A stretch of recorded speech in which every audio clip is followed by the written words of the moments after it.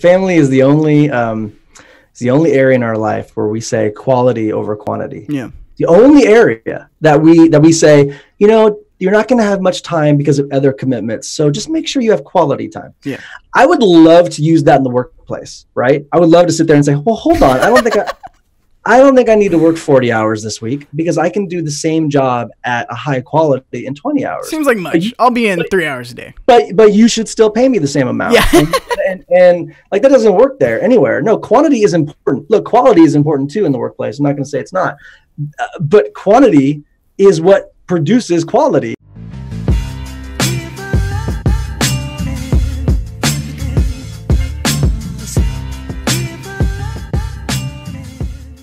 My guest today has always been the man behind the scenes and has been a part of and the leader in some of the most prestigious video production teams in all of games media, formerly of Fandom and IGN, and also a 3 times local Emmy winner of being a video editor, a producer, and a cinematographer. Now he's on his own endeavor with this podcast, Raising Light, a podcast that is a series of messages to his kids on how to build a radiant light that outshines the world. Raising Light is a Jesus-centered, socially against the grain encouragement about self, marriage, family, vocation, and the guide to the next generation toward being more confident, joyful, and loving. Please welcome Darren Brazil. That is quite an intro. I mean, that is solid. I can't stand doing intros. You mentioned my podcast. It's the worst part of the whole podcast. I hate getting through them. It really is. Once you're into it, you're fine. It's just that initial stumbling upon the words. I haven't hosted my own podcast in quite some time too, so getting back into that groove. But getting the stuff, it's all good. No, you did great. That was awesome. Thank you for having me. I really appreciate it. No problem. I've been wanting to get you on for quite some time. I think a lot of the people, especially the behind the scenes people, are very overlooked, especially in like the games industry. It's all about the host, the personality, right?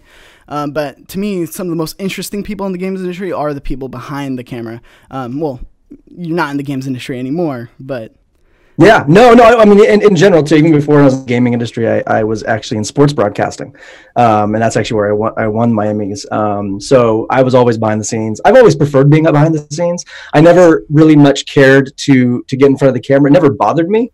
I actually have zero fear or trepidation of speaking in front of people or big crowds or things like that, or online or on TV in front of hundreds of thousands if need be. But I just never had a desire to always try and package myself, I guess, because it's tough.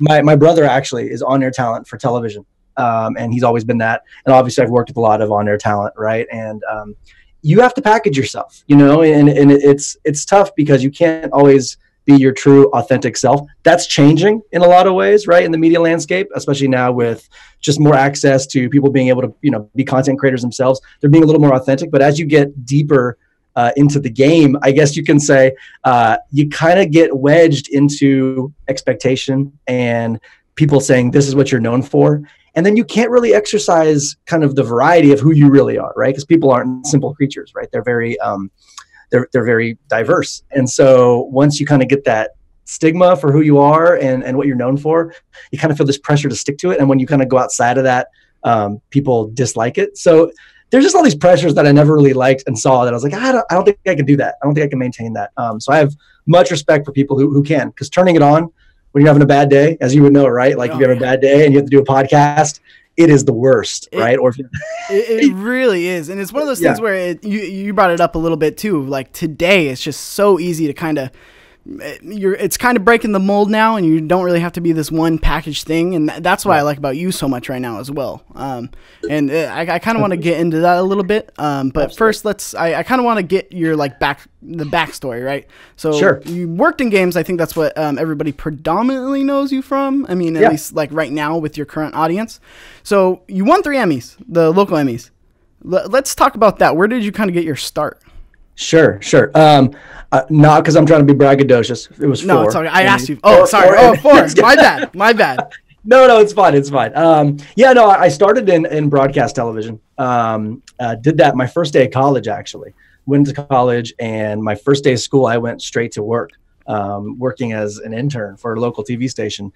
And I was in broadcast TV up until about 2007, I believe it was. No, farther than that, 2009, I think. And so I was in broadcast TV for that whole time. and it was a blast. I had a good time. It's a grind.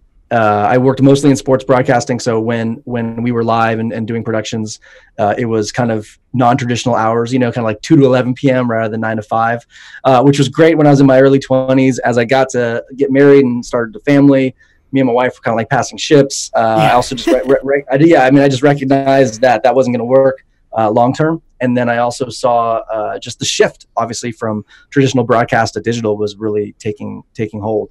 And you could see that in advertising dollars. You could see that in just the technology, in the audiences. So I was like, I need to make that jump to digital. The good thing about video and being a video person is that video is becoming the most predominant, medium out there, right? And so you can take that and you could it's like a language. Once you learn to speak video, you can translate that to really any interest. So I was able to jump from sports to games, right? And then even before that, I had some years where I was kind of just freelancing and doing stuff.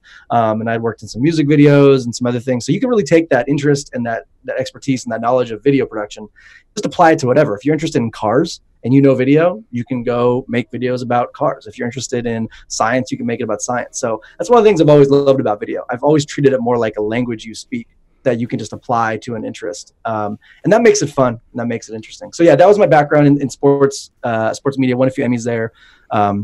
Mostly as a video editor for different things, produced also a lot of live broadcasts for the Oakland A's and stuff like that, it's always a thrill to work live. If you never worked in a live environment, there's few things that give you a rush, like going live and then seeing the tick of the audience go up and you have to kind of, keep the show running smoothly.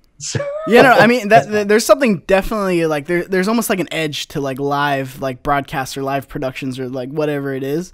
Yeah. And that's so interesting that you kind of got your start in sports. And that's what I usually tell people as well, like who are kind of wanting to get into like the games industry is production's kind of the way to go. Because you do open yourself up to options in terms of, like you said, you could do sports, you could do gaming, you can go into actual broadcast television, anything like that. So your schedule, you would say is primarily why you made the jump, like 2 games? Yeah, I mean, that was the thing that kind of was the impetus for it, right? Recognizing that, oh man, this managing a family, being there for a family was not going to be possible in the broadcast environment. I also never had a desire to move down to LA, which it's either LA or New York if you really want to like grow that career. Not that there's opportunities in the Bay Area, but so I definitely wanted to go digital. Plus, like I said, I just saw the landscape shifting, right? Video and bandwidth was increasing on the digital side. And so I said, that's kind of where I need to go. IGN was actually 2 blocks away from the job I was at when I was at NBC Sports. Oh, so you didn't have to relocate that much. I didn't have to relocate. I literally printed my resume, old school. I mean, this is the way to do it, right? You have to, whenever I'll give advice for applying to jobs here, whenever you want a job, you just have to stand out, right? And so if you feel confident about your resume and things like that, that's great. But there's a lot of great resumes out there, a lot of great candidates to look at. So you obviously want to make that nice. But you have to do just like the one extra thing to kind of stand out so you're not a list of resumes stacked in a pile, or nowadays is digital. Like, I mean, I've gone through hundreds. I've gone through Resumators, and it's, you know what, they're all really bad platforms to try and like pull out. I mean, you're kind of randomly clicking. And unless you have a good kind of hiring team or HR team to help you out, it's really hard. So I printed out my resume, old school, paper, put it in a manila envelope, found the name of the highest person I possibly could at IGN, which, at least on the video side, which was Bernard Ho, who was running video at that time. And I went to the offices and I just pretended like I was dropping something off for Bernard that he should have had. And I said, hey, I got this package for Bernard. Just wanted to, and like nothing. He just said, attention, Bernard. Gave it to Cheryl at the front desk, and that was it. And it ended up on Bernard's desk. And what's funny about that was Bernard joked with me after I got hired. He's like, I opened that thing up and I just was like, why am I getting Bernard's very businessman, very much like, why do I have a resume on my desk? What is this? He didn't want to deal with that because he wasn't making the hire. Yeah. But then he passed it off to Fran Mirabella, right? Who hired me. Yeah. And that was just the way. And you just need that in. I've always been very confident that once I can kind of speak to somebody or talk to somebody that was hiring, that I could at least have a shot at the job, because I just felt confident in my skills and my abilities and my background. And so it's all just, you got to get your foot in the door. You got to get noticed. And then obviously, you spend you spend your career just building your knowledge and your expertise and your background, and that will speak for itself. Once you kind of build that stuff up, it speaks for itself. And I was very lucky to have a good resume and good experience and good line items on there that stood out. So I just had to get in the door. So it was great. I love the confidence move though. I was just walking in there and be like, hey, I need to talk to Bernard. Yeah. Well, I didn't speak to him. I just wanted to have it. I just, like if you think about it, there's all these resumes that hundreds, right? Yeah. For a single role, thousands depending on the job, that someone has to sort through. So what stands out? A resume sitting printed out on your desk. Yeah. I mean, that's kind of the way I looked at it. I hired a guy one time. I'll give a shout out to him. If he ever listens, Matt Moresco, as a video editor. And he sent in a wedding cake and had his resume printed on the top of it. And to be quite honest with you, and I told him this, I called him up immediately. I said, your resume does not stack up for the job. You just don't have the experience we're looking for. That said, I'd like you to come in for an interview, strictly based off just that. And he came in, had a great personality, had the drive, had the hunger, and he ended up getting the job. Hired him as a video editor, and he stuck around at IGN for a few years. That is hilarious. So that man, is the clever ways to get noticed. Doesn't always work out that way, but like really was the attitude, and it was a job that catered to, being a video editor. Sometimes you need someone who's really polished. Other times you need someone who just shows the drive and the hunger to grow. Yeah. Right. And that was the perfect role for him, and he did a great job. So try and stand out. That's my advice. So what was your role at IGN? Though I know you were a social for a while, correct? Yeah. I came in as post-production manager originally. That's what I was hired as. So I ran the entire post-production team. IGN is a post-production heavy company. At least at the time it was. Not so much anymore. A lot of post-production happens there, but a lot of stuff we were doing back then was working with game footage, editing it, and that was it. There wasn't too much actual field production happening. As time went on there, and that was 2011, I believe, late 2010, I think. As time went on there, we got more production heavy. We grew. The video team grew dramatically. We got acquired by Ziff Davis. We used to be owned by Fox. Yeah. So you were there during the Fox Ziff during the transition. Oh, wow. Okay. Yeah. And got acquired by Ziff Davis, then experienced exponential growth kind of under them, and really built out. And I shifted from post-production manager to content strategy. And so, like I said, because so much was post-production, I was making a lot of calls just on the content. What should we put into rotation? What should we edit? What should we not edit? What should we prioritize? And so I really kind of focused more on that side, shifted into strategy. And then from that point, kind of reached a point there where I was thinking about leaving. I had a couple opportunities somewhere else and was kind of flirting with those. And I said, I like IGN. I like the people here. There's great people at IGN. If you ever talk to anybody about IGN, that will be the one thing that I always pull out is the great people that are there. I liked it. I was like, I want to try and stay, but I feel like I've kind of plateaued a little bit. Yeah. How can I feel like I'm still growing here? And so I proposed this new role that didn't even exist, which was really leading social video strategy, like recognizing that social platforms weren't just outreaches for links and putting info out there, but a place to actually put content that people can consume. Man, and you were ahead of the curve, man.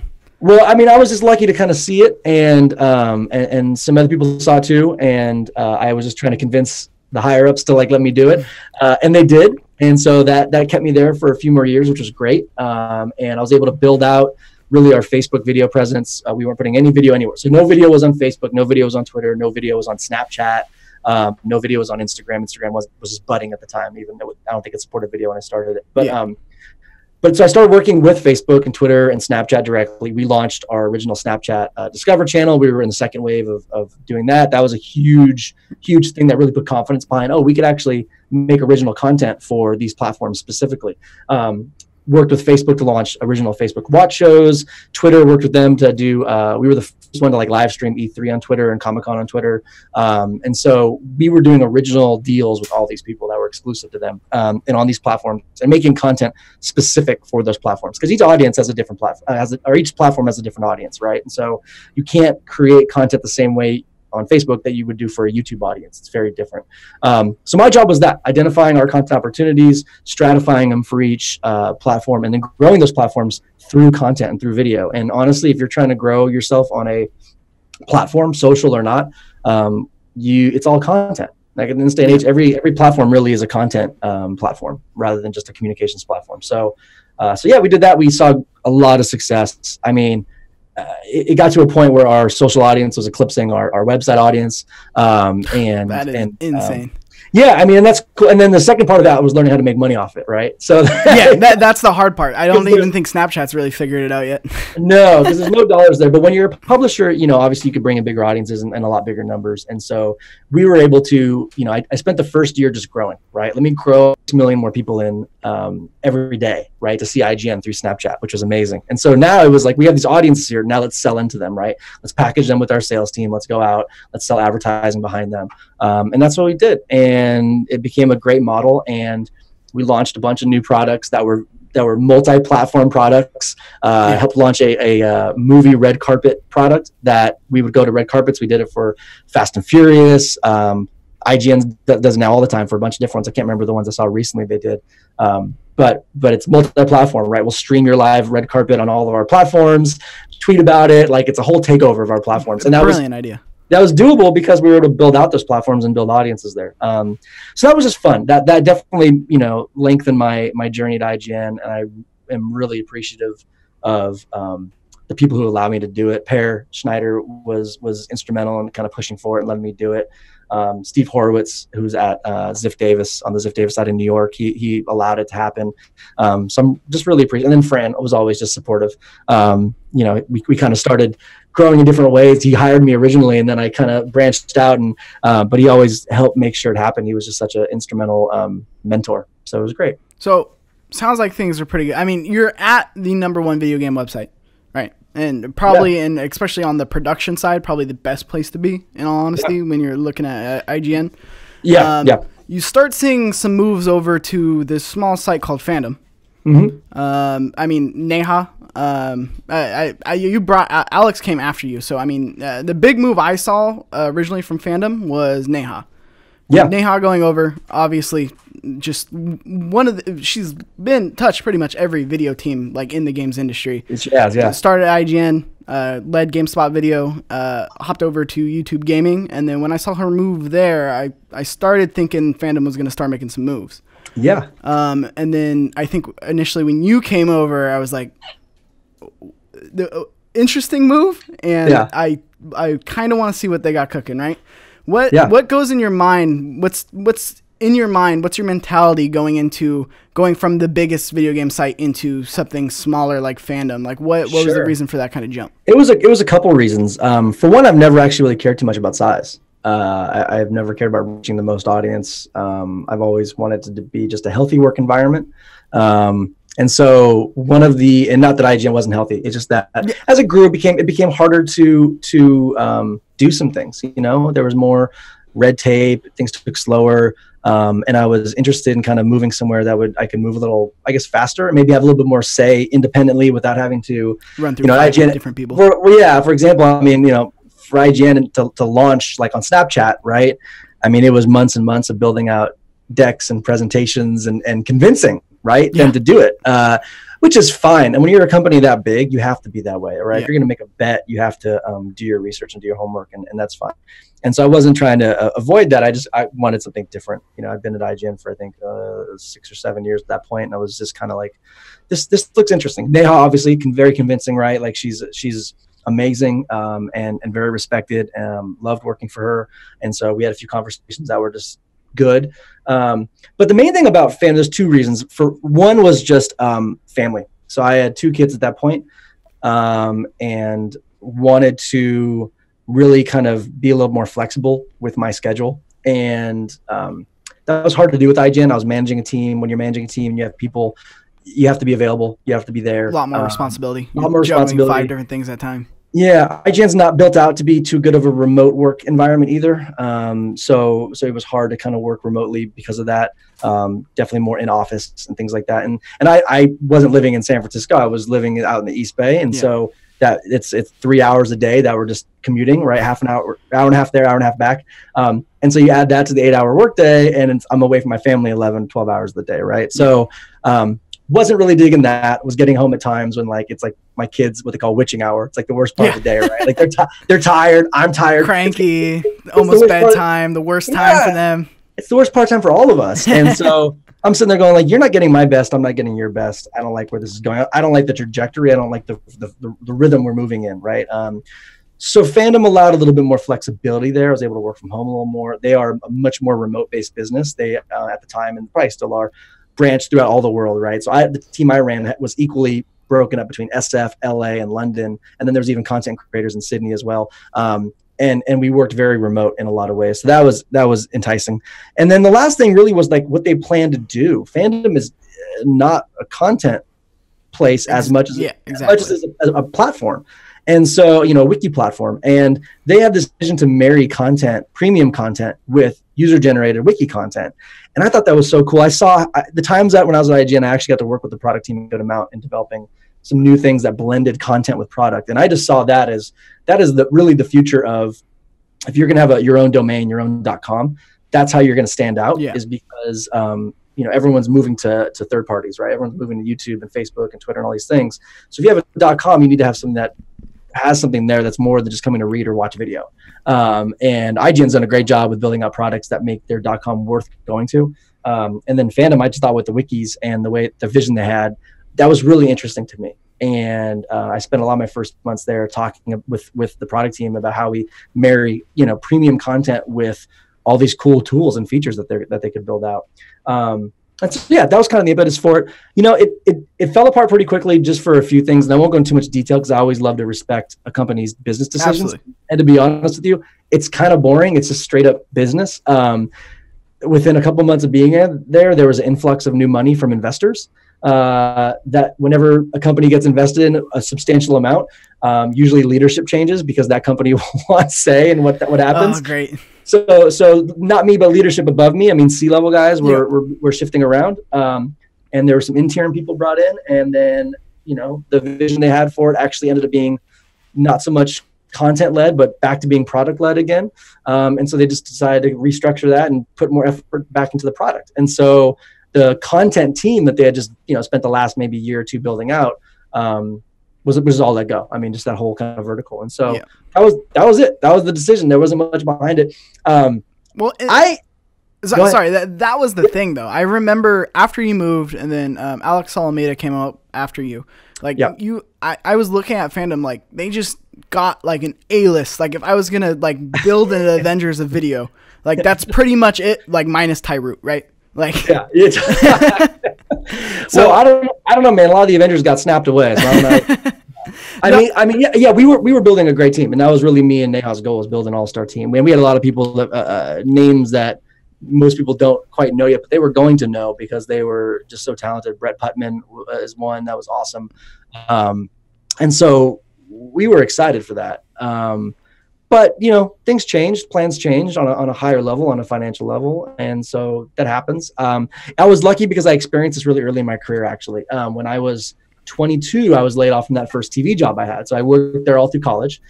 We did a late night Friday night live sports show. If you're from the Bay Area, you would, and you're, I guess, probably in your 30s because it hasn't been around for a while, you would know it. It's called High School Sports Focus. Everybody loved it. We would go shoot high school games all over the Bay and then air them live on Friday nights. And everybody watched this show. I mean, if you're in high school, you watched this show because you could see yourself, see your friends. It was a blast.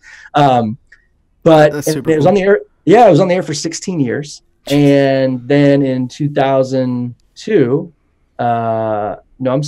2005. I'm getting old. You're getting old when you start. You can't remember years. But it was the year after I graduated college. They let us all go.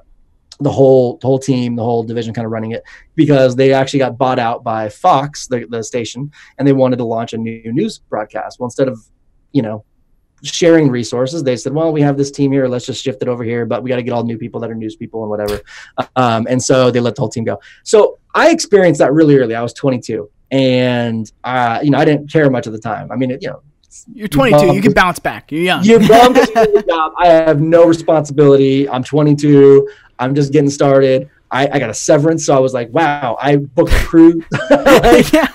I just spent it, I was like, well, I can go on unemployment. I got unemployment, just kind of there, this like is a cool. dream for a 22-year-old. Yeah. I lived a year where I just freelance randomly. I was on unemployment and kind of worked out. And it was really funny.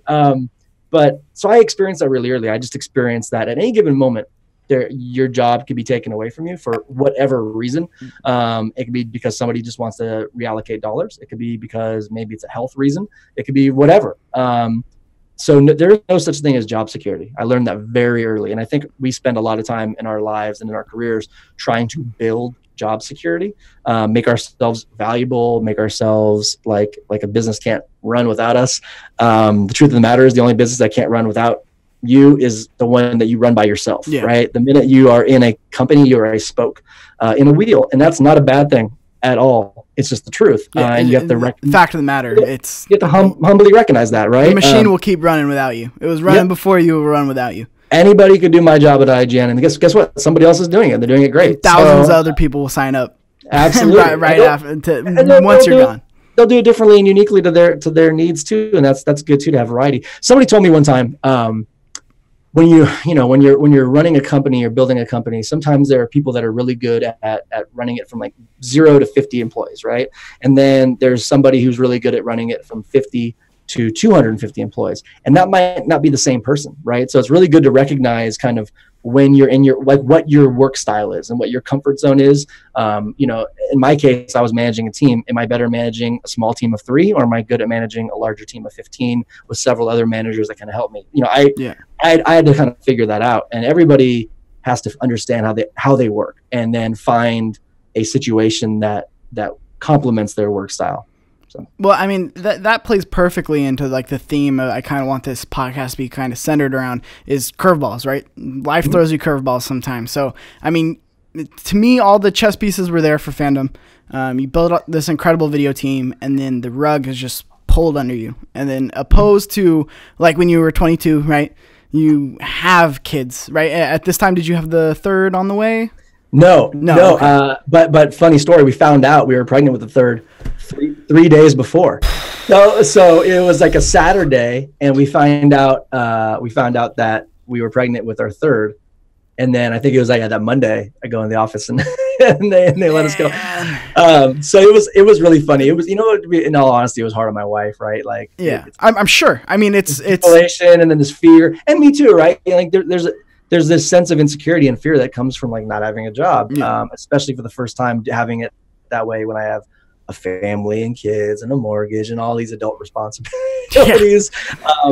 That food said, for the kids, car payments, that's it. I remember going into the office that day, knowing it was going to happen, right? Like no one said verbally because they couldn't say it was going to happen, but I've just, I read the signs and you can see it's going to happen.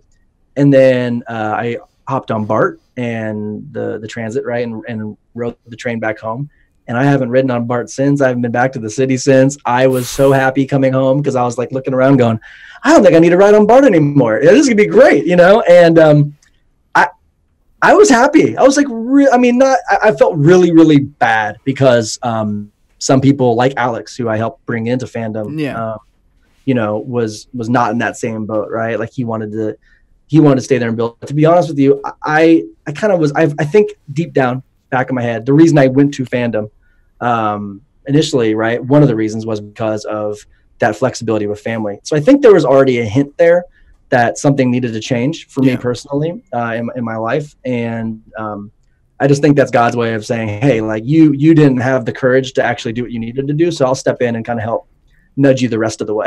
I mean, you've been segueing perfectly into like everything that I'm like trying to talk about. Like I know how to get you to the I know exactly. I mean, so you're happy, which is an unusual feeling to feel when you're laid off, but it totally makes sense. And especially listening to your podcast, like how much you value the time with your family, and especially after, like I saw you on Twitter, just the things that you tweeted out, just like it was the first day I think you took your kid to school in like years. Yeah, right? It's great. And just your mindset to me was just so inspiring, just in terms of how you take something so typically negative, but you ultimately get to do the thing that you want. But in your back of your head, what's going on in terms of like, okay, yeah, this is good, I'm with my family, but I kind of have to get a job eventually, right? So like what's going through your head other than like just the happiness of being able to be with your family? Like sure. I immediately told myself that I wasn't going to focus on work or a career or anything work related for a while. So, and I did that. If I had any ideas or any opportunities that came up, someone reached out to me, which I had a lot of great people reach out to me and want to talk about, hey, we're building this out or hiring this role. Like, let's talk. I took all those things and I put them aside. I literally like wrote a Post-it note or responded back to people. If I had an idea, I wrote it down, and I said, hey, I'm just laying low for a minute and maybe I'll get back to you guys in like a month or two. I don't know yet. I'll know when I'm ready to get back, but I wanted to just shift my attention on the thing that mattered, which was my family in that time. And that's why, I immediately like picked my kid up from school that day. I took him, he was doing gymnastics at the time, took him to gymnastics, hadn't gone to a class of gymnastics in years with him. Yeah. It was great. Like I mean, I don't want to compare it to like a vacation because it wasn't, right? Because the thing was like vacations, like we try and get everything in that we can during a vacation, right? Like we try to recharge.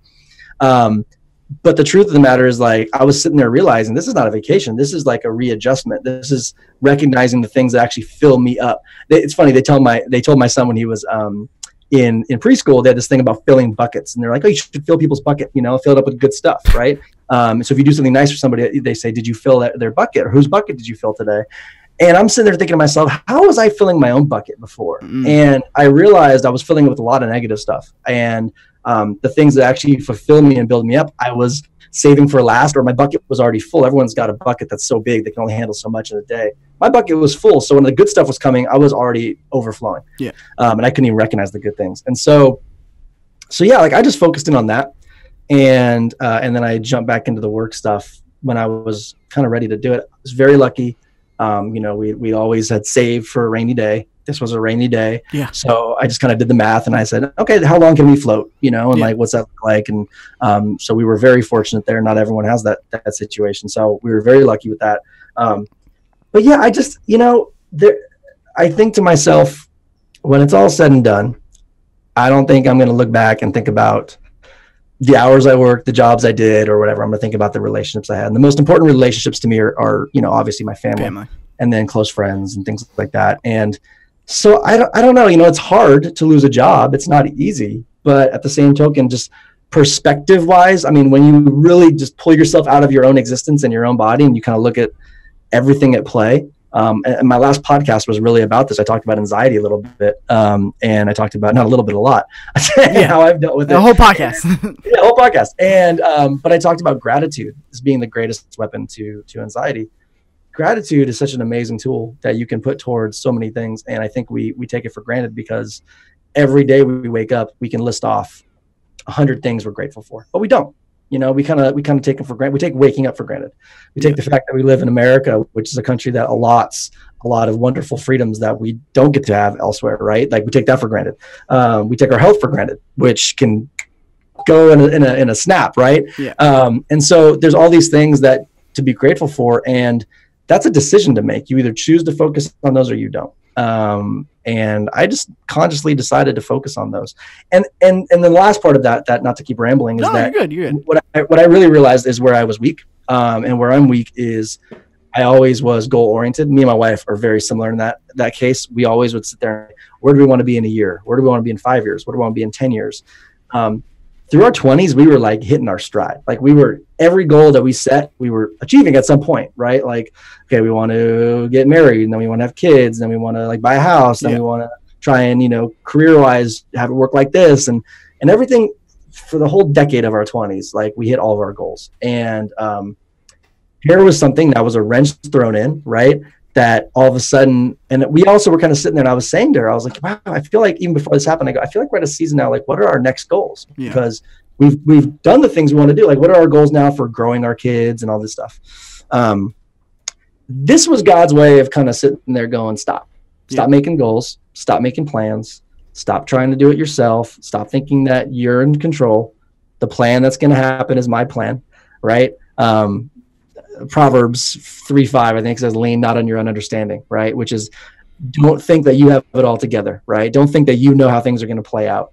And I was always trying to plan, and I was hoping God would bless those things for me, rather than really going, hey, what is it that you intend for me? Yeah. Because you created me for a purpose, and am I living up to that purpose or not? And it's magic when your plans align, right? That when you meet God at his plan and you accept it, right? Not that he meets you at yours. Yeah. And so this was really an exercise in that, to sit there and say, okay, no job, but you got all these wonderful things to be grateful for. Focus on them. Why not be grateful for these things? They're not gone. They're still there. Whatever. You lost a job. Big deal. Money comes from somewhere else one day. I provide it, not you. Right. And so trust in me to move you forward, trust in me to take care of your family. And you know what? It's been such an exercise of trust for me that's been, despite being a person who says he's a believer, I still struggle with belief, right? Like they can coexist with each other. Doubt and faith go hand in hand. And I still struggle with, will I be able to provide for my family? Will I be able to take care of my family? I don't need to provide for my family nor take care of my family. God does that. He works through me to do it. He works through my wife to do it. But ultimately, he's the one that makes the call on that, because tomorrow he can take it away in a heartbeat if I get stricken with something health-wise, right? Yeah. So that's an exercise of faith that I had to really put into practice. And the first few months were really hard. And there were times, especially when I launched my own business, that I was sitting there thinking to myself, is this going to work? Do I know what I'm doing? Like, is this actually going to make sense? And then some business rolled in at the right time, right? When I was really looking at our finances and things going, I don't know how we're going to get 2 months from now. Like, I don't know how we're going to make it. And then all of a sudden God provided, right? And it just reminds me of what Jesus tells people. He says, look at the birds and the trees. Doesn't God provide for them? Like, they don't worry about their day tomorrow. Like, don't worry about tomorrow. There's enough problems as it is. Like, don't worry about it. He'll provide for you. Aren't you so much more important than the birds? And so yes, I am. We all are so much more important than the birds. And yet we worry, right, about what's next, and what we don't have, but what we want. And it was a great exercise that I'm still working on today, to just have that faith and trust that God provides in the way that he knows we need, not the way that we know we need. Yeah. I mean, in a world where we just have so little control of literally everything. Yeah. Nothing. Everything. I find your perspective so unique and just like really refreshing, because you don't see many people deal with curveballs in life like the way you have. And I really do recommend people, if you are looking for a podcast, go listen to Raising Light. Because as somebody who isn't a person like a big person of faith, there's so many truths into what you say and what you talk about. Like a really good one, I was listening to the one where you were talking about your family and not being able to spend the time with your family, and how time is everything. Like, the time invested is what's going to make you better at things. And it's not just practice. Yeah. It's hours put in, right? It's because, you could be a good baseball player, but how many hours did those baseball players, right, spend in practice, spend in games, right, spend on actually getting better? And it's just things like that in your podcast that while I'm listening, I just really take away the little tidbits about it, because it is such a different perspective that not many people in the world really have. And I think it's just a really refreshing take. And I appreciate that. Yeah, no. Family is the only area in our life where we say quality over quantity. Yeah. The only area that we say, you're not going to have much time because of other commitments, so just make sure you have quality time. Yeah. I would love to use that in the workplace, right? I would love to sit there and say, well, hold on, I don't think I need to work 40 hours this week, because I can do the same job at a high quality in 20 hours. Seems like much. I'll be in 3 hours a day. But you should still pay me the same amount. Yeah. and like, that doesn't work there anywhere. No, quantity is important. Look, quality is important too in the workplace. I'm not going to say it's not. But quantity is what produces quality. Yeah. Like, if you don't have the reps, like if you're, like I said, and I played sports growing up, so a lot of the things I relate to are sports. Yeah. If I'm Steph Curry, right, and I want to be good at shooting threes, Steph Curry goes out and takes 1,000 shots a day. Yeah. And it's the quantity that leads to him having quality there. Same goes for not even just family, but relationships, right? If you want to have a quality relationship with somebody, you got to put the reps in. It's time. You got to understand who they are. And especially it's enhanced with family because you live with them. You're under the same roof. You're responsible for one another. And it's high, it's enhanced when you're with a family. You have to put the reps in to understand especially as a parent, your kids. You have to understand what makes them tick, all these things, and vice versa, and learn how to kind of massage and work through the tension that happens in that relationship, right? So you can get something positive. So yeah, it's just really funny. If you want to, we can go down the workplace route, the work-life balance route, because I actually spent the 2 or 3 months where I kind of didn't focus on work at all. I actually spent it doing a lot of reading and research just about how we got to the point we are in our work-life balance, and like the idea of the workplace and the office and like benefits and 9-to-5 work culture and all these things. Yeah. And it's a lot. How it's not real, like we just write it off as if that's life. Yeah. I had a lot of people when I was kind of upset about commuting and being away from my family for like 12 hours a day. Well, that's just life, and you have weekends and blah, blah, blah. And I sat there and I said, well, wait, I don't think this is just life. That sounds like a pretty, that doesn't seem like the right excuse for it. And as I dove into it more, the more I found out that isn't life. That's not the way it's always been. Who said? Well, no, I mean, historically, the whole idea of working 9 to 5 in an office place that is remote from where you live is a concept that only has come into fruition in the last 2 centuries. Yeah. It's all industrial revolution based from that point on. Let's get people in the factories to make stuff, right?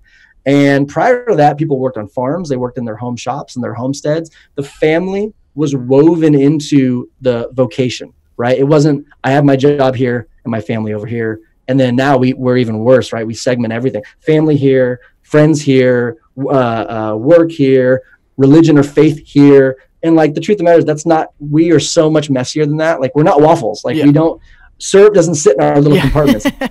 We're spaghetti. Like we weave together, and it's messier and it's harder, but that's the healthier way to actually live. And we write that off as if like, oh, that's the way it's always been. No, it hasn't always been that way. That's not how the work style has always been. Yeah. And to be honest with you, and I always tell people this, I feel like our current Western work style is just one large failed experiment. And at some point we need to acknowledge that and fix it. So. Interesting. See, that's why I love just talking to interesting people, because like I said, you don't hear this kind of take much, and especially as well thought out and as well said as you put it. Now I do want to ask you about one thing, just being a man of faith, right? Working in the games industry, right? Predominantly not that. So did you ever run into any kind of like weirdness or like anything like that? I'm comfortable in weird situations, so for me, no, but maybe weird for other people. yeah, I'm sure. Yeah. So I had I've talked about this once before when I was like trying to do some vlogs in the past. I had a lunch one time with Tim Geddes, and when he was at IGN, this was years ago, and we were sitting there, and we had worked together at that point for maybe a year, and we're having lunch, just me and him, and he's kind of looking at me. We're talking. I don't even know what we're talking about. We're talking about something, and he goes, "Let me ask you something." He goes, "Are you like religious or something?" And I said to him, well, yeah, like I believe in Jesus. I consider myself like a Christ follower. And he goes, I knew it. I mean, I don't know much about, but I knew it. He goes, there was just like something about you. And I always told Tim, I go, Tim, that's like one of the best compliments you could ever say. Because we hadn't at that point had any conversations about it at all. We have since, and but we haven't actually had much conversations about that. And the fact that he just like recognized and saw, like, that's always been kind of my desire as someone who's a believer, is to not have to talk about it. Yeah. Although I do a lot. You're not vegan, you're religious. Yeah. But it's like, I don't want to have to talk about it. I'd rather, and also talking about it ain't going to be influential for anybody else. If I really want people to love God and love Jesus and who he is, it's the way I am and the way I act that's going to do it. Because what's the thing that turns people off? The way they act that's not Christ-like, and the way they act that's not in line with how God really loves us and kind of his traits and his personality. And so I've always just thought that like it's going to be the way. I mean, I'm not perfect. I fail all the time. And I'm sure there's a bunch of people that will look at me and go, see, you're not a good Christian. Look at you did this and this. So, but that's because you're right. I'm not. And that's why I need Jesus. Yeah. I need that. But yeah, I mean, weird. No, not really. I've had some absolutely wonderful, here's one thing about the games industry, right? That very accepting. So the fact that, the way that that industry is accepting of, well, outside of the Gamergate stuff, right? Let's put that in the past. Yeah, that Like, that whole mess. But like within the industry, there's a lot of acceptance of just different types of people and walks of life. And so, I think anytime somebody came across me and it got to that point where maybe we're talking about faith, they just saw it. I mean, they don't have to agree with it, just accepting of it. And vice versa. I mean, Jesus walked with the most marginalized of people at the time, people that he quote unquote shouldn't have for being a Jewish teacher. And he's sitting there walking with the Samaritans. Right. And so, that's a great example. I see no difference there. That's how we should live as Christ followers. And so, no weird moments, great conversations. I had that one with Tim was awesome. I've had great conversations. I remember sitting and I really want to get with him on his podcast and talk about it. I mean, he's reached out in the past, and I just got to follow up on it, or vice versa. He comes on mine. But I sat in in Narita Airport in Tokyo, and I was with Colin Moriarty, and we had just done TGS for 7 days, and we're sitting there with an hour till our flight, coming home, and he's sitting there eating McDonald's, just loving it because he hadn't had like American food, I guess, for 7 days, and he's eating fries, and he looks over and he goes, "So, free will. What do you think about that?" And I go, we have an hour to our flight, and it's just me and him sitting there. Everyone else is kind of dispersed. And I go, we're going to talk about free will. This is awesome. Let's go. And we had this great conversation, and we even joke about it, kind of like the times we've interacted after that. I'm just like, hey, remember that great conversation about free will in Tokyo? Or I was like, yeah. And so it was great. He agreed on some stuff, disagreed on most things. Like it's really. The exercise of being able to have conversation with somebody who is not like-minded with you and disagrees is a lost art in our culture, unfortunately. It's such a beautiful thing too. It's a great thing. To me, that's, like you said, like some of the best conversations I've had were with people who disagreed with me. Yeah. But like, we're able to have a conversation like adults. Yeah. And the thing that's missing there, right? The thing that makes that possible is relationship. Yeah. Because there's actually this really interesting stat about actually church and attending church. If you invite somebody to church on average, you have to be in a relationship with somebody, friends, whatever it is, for 5 years on average, until that person most likely will say, yeah, I'll go to church with you if you invite them. So it goes to show you, like, it takes relationship and a trust there to say, hey, I know you now. I trust you're the best interest for me, and I respect you. Therefore, we can kind of engage in our differences and be okay with it. I sat at a bachelor party, because this is what 30-something-year-olds do, mid-30-year-olds do at bachelor parties now. One of my friends just got married last year, and so we were sitting there and we're talking, and we're discussing gun control and the Second Amendment and things like that. And I have one friend who was very pro-gun, NRA member for the full board. And then another friend who was very anti-gun, like he wanted like buyback, like total opposite ends of the spectrum, right? And then I was involved in the conversation, and some other friends. But we've all known. I mean, we're close friends. We've all known each other for a long time. Complete disagreement across the board in a lot of areas. Yeah. Totally respectful in our conversation. No one got offended by it. No one got mad by it. The truth, the thing we ended with was saying, if only our society and our government could have these types of conversations about these touchy issues, and not have them be so polarized, and have them each other apart, and just have them be more nuanced, because they're challenging problems that need nuance to answer. And as a Christ follower, everything I do kind of points back to the rhythm and the way that Jesus lived, and like Jesus lived amongst marginalized people, but he traversed it through them all, right? He never once went one way or the other way so far. He just nuanced with grace throughout all those conversations and all those relationships. And that's how we should live. And just like the work style, right? It's harder to do that. It's harder to not be polarized or black and white or compartmentalized. It's much harder to be woven together. It's harder to have things kind of flow into each other, because it's a constant balancing act. And we get tired, and we get upset, and we get frustrated, and we don't want to put the work in to do it. And I think that's the wrong way to go about it. We're selling ourselves short for thinking that we can't handle that. And I think nothing epitomizes that more than honestly being a parent and being a dad. There's no black and white way to approach it. You have to be nuanced with your kid, or all your kids, because then they're all very different. And nothing has kind of epitomized that for me more than being a dad and having a family. Yeah, I mean that's something. I'm one who doesn't want kids just because that responsibility, like you said, like it is one of those things where it's in today's world and how the workplace works, and just me, just selfishly, like I just don't want kids. Do you never want kids? I never want kids. No. How old are you? I'm 22. If you don't mind me probing, are you in a relationship? Not right. No. We're getting deep. Come on now, let's go. No, I get the young thing. I get the young thing. I get the in love thing. Sure. But even, I mean, again, the young thing. I get it, but I never put the pressure on anybody to say you should get married, you should have kids. That said, I'm going to say something probably kind of a little bit out there, and maybe, I don't know, might be considered bold or offensive. Go for it. But I don't mean to offend you with this, by the way, either. I truly do believe that you miss out on something that is instrumental to being human, fully human, right? And understanding your humanity by not having kids. And I don't mean to say that in a way that demonizes people who can't have kids. No, absolutely.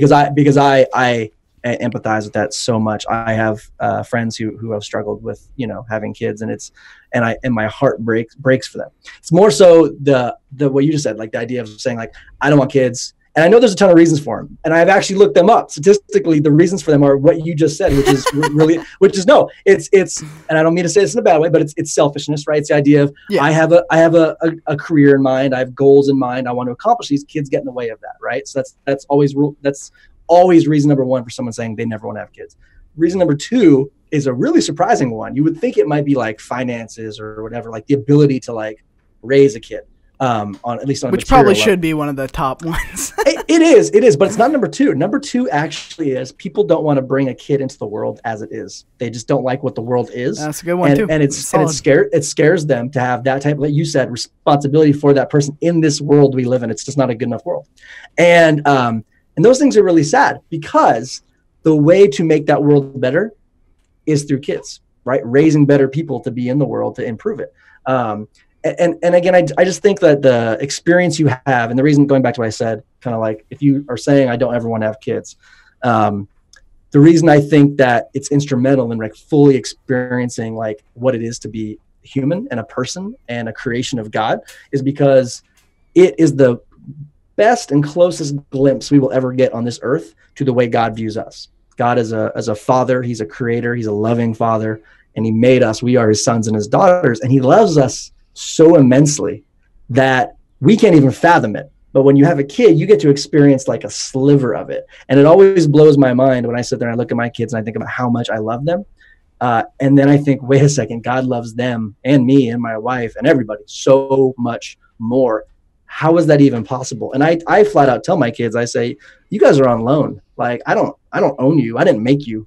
Like God did. And he gifted you to me on loan. He's like, hey, while they're on earth, you get to have them and you get to raise them. And I trust you.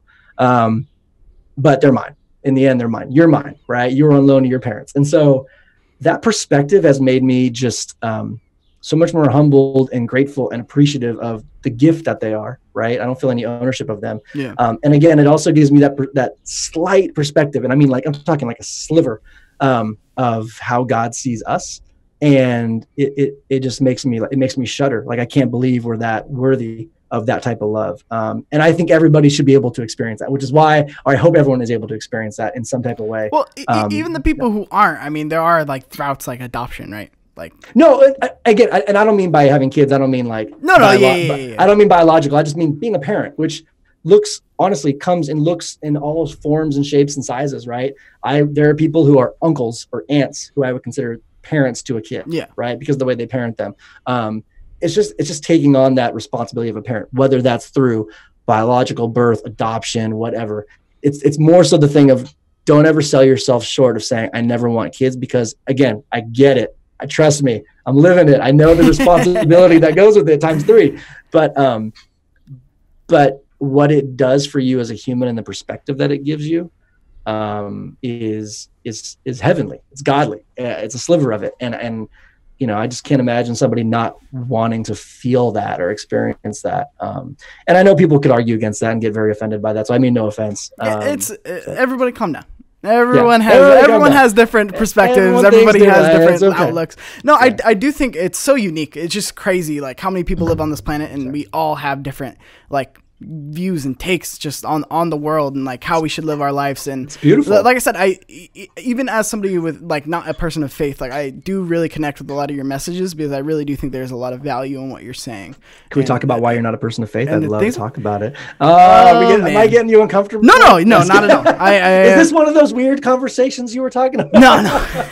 No, not at all. It really is. I grew up very religious. I had a very religious family, and it's just really hard to sell a lot of the kind of pseudoscience. Like there's a lot of convenience. I feel like that goes into actually believing. Sure. Just the way that certain things are kind of explained away, like the Earth being as old as it is. And then, and then you'll either get, oh no, it's 2,000 years or older. You go, oh, well, God made it look 10,000 years old. Yeah. Or like that, like millions and millions. I mean, he's millions of years old. Yeah. He's a good artist. He probably painted it to look. No, I'm with you. Look, it's, I think the thing for me that really helped there is the fact that, whether the earth is, how old is the earth scientifically? What do they say? Like Tombo. How many? Want to look that up? How many billions? I think it's like 2.5 billion. Is that it? Oh, I thought 7. I'm crazy. Maybe 7 billion. I don't know. You know what? I don't know either. 'Cause I thought the moon was like 2.5 billion years old, or 4. I don't know. Anyways, the Earth is billions of years old. Correct? Yes, correct. So, and then you have certain 4.5 billion. 4.5. Okay. Yes. Then you have certain people who believe the Earth is whatever 6,000 years old, right? 10,000 or whatever it is. Okay. In the end, whichever one is true. I have my own thoughts on it, right? I believe it's the former. I believe it's billions of years old. As a Christian, as a Christ follower, as a believer. I know a lot of people right? who are believers and do believe that. But that said, neither one makes a difference for my faith, right? Like if the earth is, I mean, that's all just the way the world works, kind of factual stuff. That's great. It's important. I love science. If you do follow me, sometimes you'll see me like tweet or like Instagram about space because I'm just enamored by space. I find a lot of godliness actually in space and what in our existence and how space works and all these things. But that said, like all that stuff doesn't matter. The creation story, Adam and Eve versus evolution. What does it matter? Because really the outcome of it is the same, right? It's creation. And so the things that are more important in those stories, and I'll have people on both sides who will get upset with me. I have people that are believers and non-believers. Oh yeah, no, both get mad about what I'm saying. And the truth of the matter is, in the end, and when you really dive into the historical writings of Genesis, for example, it's written in poetic language. It's not written in factual. It would be like if I wrote a poem today, right? That was very abstract. And then somebody read it 10,000 years from now and they said, oh, that's how it must have been in 2019. Right. And it's like, well, no. I wrote this very abstract kind of, poem and so that's the way Genesis is written in a lot of areas. And so taking it as black and white and in stone, like, no, it's kind of inconsequential in a lot of ways. And again, that would anger a lot of Christians. That would anger a lot of non-Christians in saying that. So I'm not putting myself in any team here. Like I said, I grew up in the Christian faith, and that's actually really unique. That's the first kind of take I've seen on it. But for me personally, it is really it's a dice roll. Like for me, it is really if I were putting money on it, I probably wouldn't put money on it. Just in terms of what I've the universe is just too big, and I do get I like I said, I grew up in it. I know both sides, and it's just I wouldn't put money on it. I wouldn't roll. I wouldn't put it all on black to say. Look, like I said earlier, doubt and faith go hand in hand. I think that's something that actually within the church too, people don't talk about enough. That on any given moment you can doubt things while still having faith. There is I'm blanking on me, horrible Christian here, can't quote his Bible. But there's a story that Jesus tells about a man who comes up to him. I don't even think Jesus tells it, it's just an instance that happens where a man comes up to Jesus and he says, I believe, help me with my unbelief. I kind of chill up when I say it myself. Every time I think about it, every time I come across it, I always feel the same way. He says, I believe, very sternly, like I believe. He's asking Jesus for help, I think with his daughter. I think he had a sick daughter. And he says, I believe, help me with my unbelief, in the same, like back to back. And that is the most authentic, relatable experience we can have, I think, with our faith in that moment that man has. He represents us in so many ways, because we always think it's one or the other. You don't believe or you believe. Yeah. That's not how it works. It's not how it works at all, right? You exercise moments of faith every day that you probably don't even realize are moments of faith, right? You may just not be attributing them to God quite yet, right? And then vice versa. I might be sitting here saying, I believe, and I'm attributing faith to God, but I have tons of moments of doubt, just hit me up if I wake up at 2 a.m. and I'm awake, right? Yeah. like everybody, being awake in the middle of the night, it's the worst. And you start thinking about all the worst things possible, and you just go into like doubt mode. It's always 2 a.m. It's always around 2 a.m. waking you up. It's just like, oh, why am I thinking about this stuff? I'm not going to solve it right now. Go back to sleep. So yeah, I mean, like it's I always just think about that. Right. I think about the fact that we're not perfect, and we can be both doubt filled and filled with belief at the same time. And that's okay. And we can go through seasons of where one's stronger than the other. Some people's seasons last for decades or days or minutes, and it doesn't matter. And so we should all just be a little more empathetic and have grace with each other in those situations. And because that's how Jesus did it. And in the end, really, all that stuff he says as background to, it's hard to kind of believe these things when I put facts against it from science or, stuff like that. In the end, what really sells it for me, and sell is not even the right word, but just like the thing that I really hinge my faith on is Jesus. And I believe he was real. I believe he existed. I believe he walked on this earth. I believe the stories about him in the Gospels are true. I think there's a ton of things about that, in the fact that those stories exist and the way that they're told, give merit to it being true. For example, when Jesus rose from the grave, he was greeted in that story, right? He was by women, right? By Mary and by other women.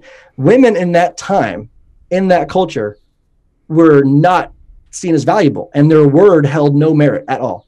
Yet they ran into the village and they said, Jesus is risen. Jesus was working through women in that case to tell that he's risen.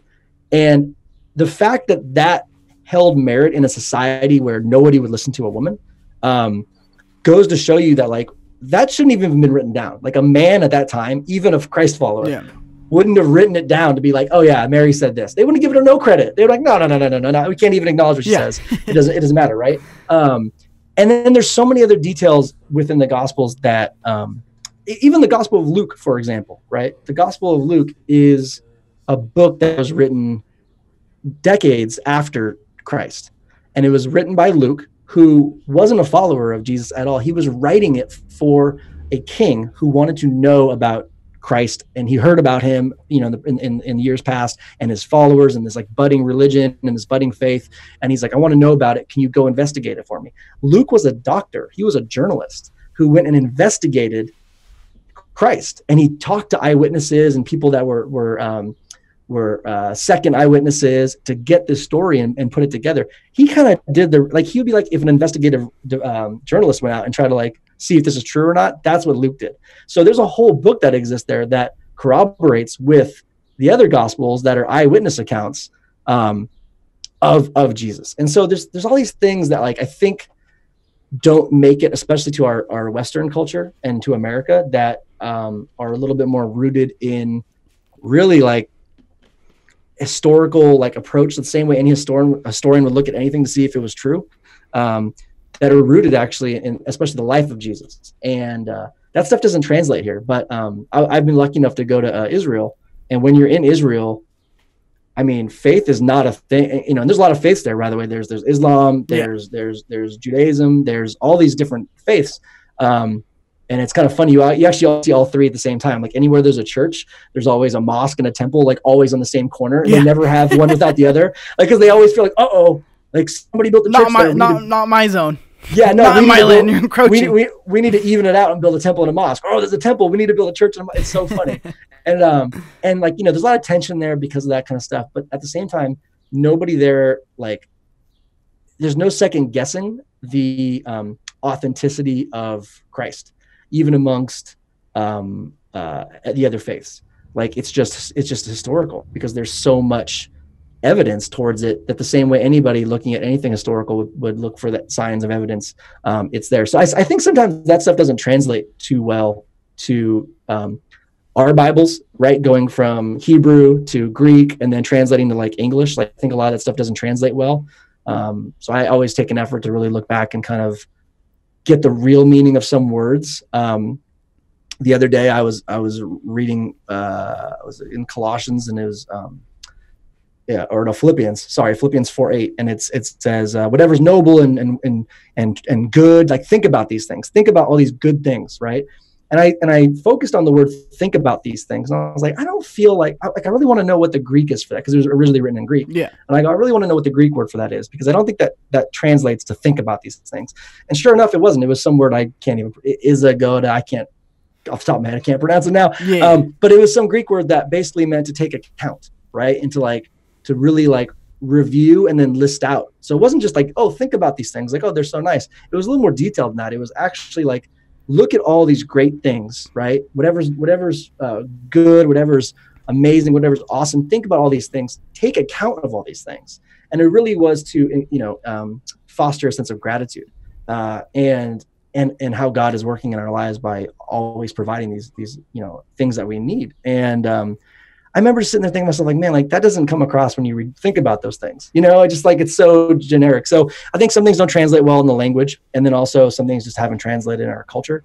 Yeah. We have a hard time understanding the relationships that existed 2,000 years ago when Jesus was walking around, and he talks about tax collectors, and he talks about Samaritans, and he talks about all these things, and we kind of go, he has a lot of farming analogies because it's a farming culture, and I think we're so disconnected from that it's really hard for us to kind of understand what he's saying. So I think there's a lot of just things that have gotten lost in translation. That's what's so hard about it. And it is one of those things, like, I really do love like the threads, the history, like everything behind it. I really do like, and like I said, I do love having these kind of conversations, and I wish we had more time, because I want to have eventually, hopefully one day, I didn't scare you off, have more of a back and forth, especially about religion. I think you and Nick DiPaolo, don't know if you know Nick DiPaolo, he'd be a great guest on your podcast if you ever had spoken with him a few times, just brief, very brief. Yeah, great guy. I'd love to get you guys both on and really just like, because I have more of a back and forth in terms of like the religion thing. Because I always enjoy those conversations. But little short on time here. So I just want one more question for you, just for the people out there who do work these 9-to-5 jobs, who do have kids, who do balance 9 different things. Like, not everyone can kind of quit their job and kind of start their own business, or maybe they do have their own business and it just never got off the ground. Like, what advice do you kind of give to these people? Yeah. Well, like I said, I don't want to ever put myself in someone else's shoes or mind and think that, I know people that are very happy working traditional 9-to-5. They go to work, they do their thing, they come home, they have a little bit of time with their kids, and that's it. That just didn't cut it for me. And so I never want to think like everybody thinks the same way I do. I feel like a lot of people do, though. And I feel like a lot of people who do, like, I assume, you're right. And it's not everybody. Some people make it work fine, right? I would assume that's a safe bet, especially considering I rode BART for many years. I saw a lot of miserable faces on BART, I never saw anybody like, I can't wait to go to work. This is so great. I'm leaving my family behind to go do this and sweat in a BART train. No, so I think the way I feel, is in line with a lot of people.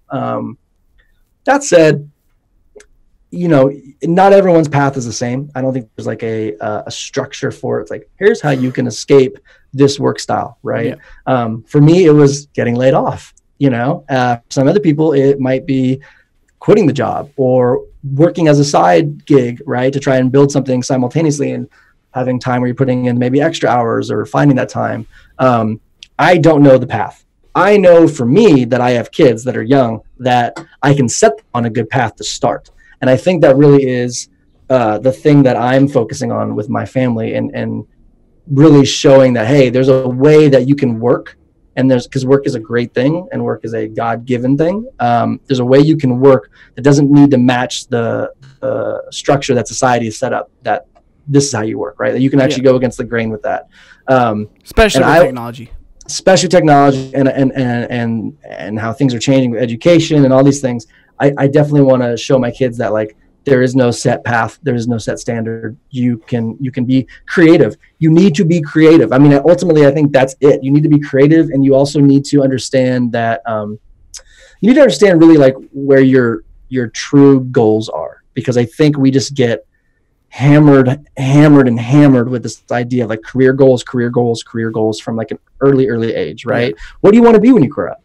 And that's the question every kid gets asked, right? And it's like, I'm actually more curious what kind of person my kid's gonna be when they grow up, not what they're gonna do. That is a great point. Like, we really do hammer the, like, career, but, like, what kind of person are you? Like, where are your values? Like, what do you value?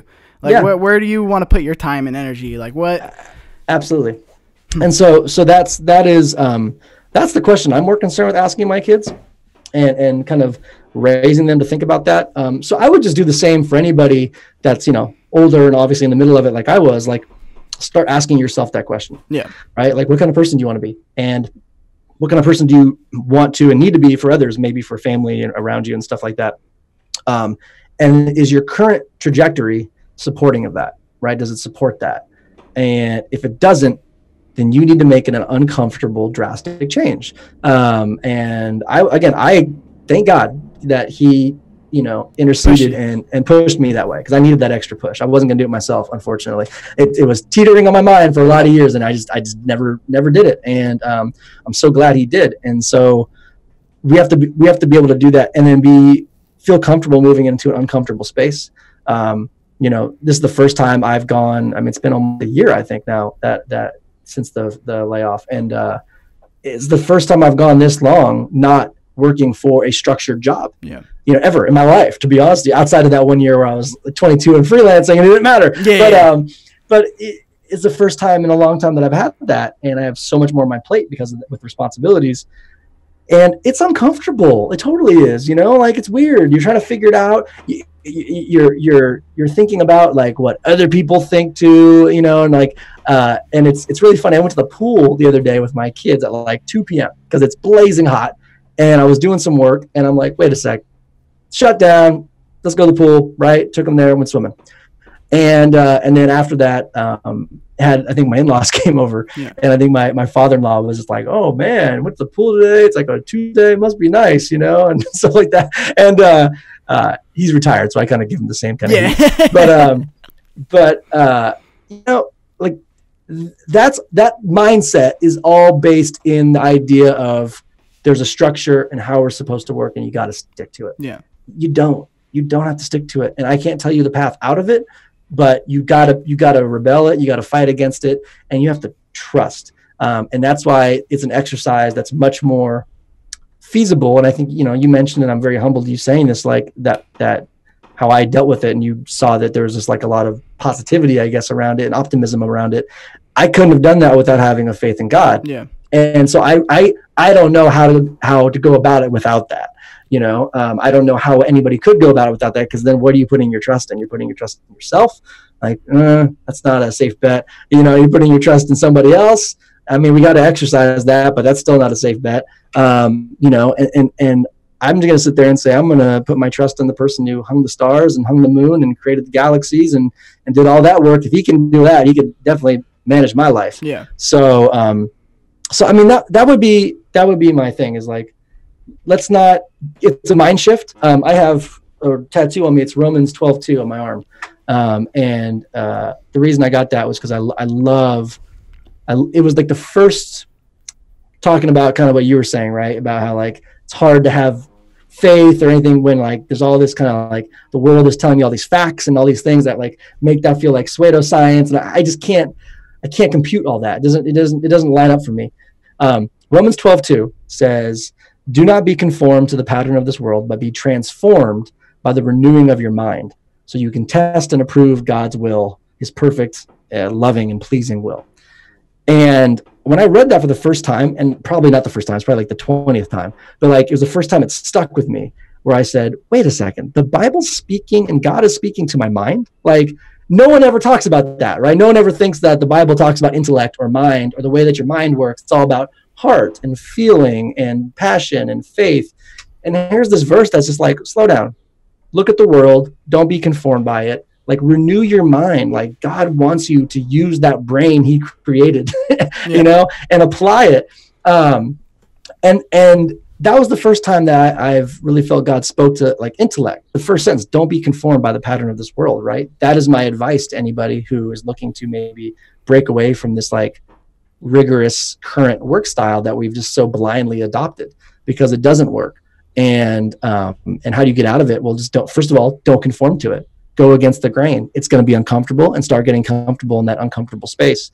And then just keep going, like don't stop. And that's it. That's always been my philosophy, is like, if you're not if you're uncomfortable, you're doing something right. And if you're comfortable, you need to make a change somewhere. Yeah. I've definitely felt that, especially in the last year. If someone's looking at you and they're kind of going, huh, that's different. You're probably onto something. Yeah. Like you're probably doing it right. So yeah, just get uncomfortable in that space and move forward and stick with it. Surround yourself by people who are encouraging and loving and supportive too. I mean, that always helps. God gave us great relationships around us to use to support each other. So a lot of wisdom there, Darren. Like I said, I've loved the conversation with you. Thanks for coming on. Yeah, I appreciate it. I want to do a round two, and whether Nick's involved or not, I want to talk with you. Absolutely. I would love to do a deep dive into kind of the religion and have more of that back and forth, because the whole beginning of this was more about career, everything like that. But I really do like the faith topics and everything like that. I'm sorry, I can't separate them. Like I said, I don't compartmentalize them. They just all it's spaghetti. Kind of weaves together. It's spaghetti. Yeah, spaghetti. Well, Darren, where can people find you? Where can people listen to Raising Light? Yeah, so you can listen to Raising Light pretty much anywhere you can listen to podcasts, right? So it's on Apple Podcasts, it's on Spotify. I just started doing SoundCloud. I don't promote it that much. Or you can just listen to it on the web browser, right? Go to raisinglight.org and you can listen to it there. Do all the normal things, subscribe, follow, whatever. Leave a review, because that's great. That helps people find it. But to be honest with you, I had a hard time always kind of maintaining a podcast or a vlog or a blog.